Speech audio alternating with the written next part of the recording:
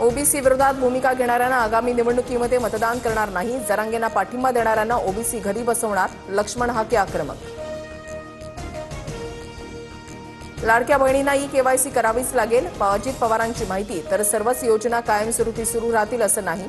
आनंदाचा शिधा योजनेबाबत अजित पवारांचे विधान. फडणवीस आजपासून 3 दिवस महाराष्ट्र दौऱ्यावर. फडणवीस आज नाशिक दौऱ्यावर. आगामी स्थानिक स्वराज्य संस्था निवडणुकांच्या अनुषंगानं बैठक.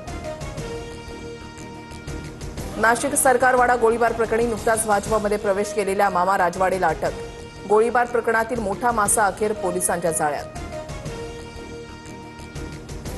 महाराष्ट्र ऑलिम्पिक संघटनेच्या अध्यक्षपदासाठी अजित पवार आणि मुरलीधर मोहोळ यांच्यामध्ये लढत. महाराष्ट्र ऑलिम्पिक संघटनेची 2 नोव्हेंबरला निवडणूक होणार. जळगावच्या मुक्ताईनगरमधील रक्षा खडसेंच्या पेट्रोल पंपावर दरोडा. बंदुकीचा धाक दाखवत लाखो रुपयांचे सीसीटीव्ही कॅमेऱ्याचं साहित्य लुटून नेल्याची माहिती. 3 जणांना पोलिसांनी ताब्यात घेतलं. कफ सिरप प्रकरणी सुप्रीम कोर्टामध्ये दाखल याचिकेवर आज सुनावणी. सरन्यायाधीश भूषण गवईंच्या पीठासमोर सुनावणी होणार. कफ सिरपमुळे अनेक लहान मुलांचे मृत्यू.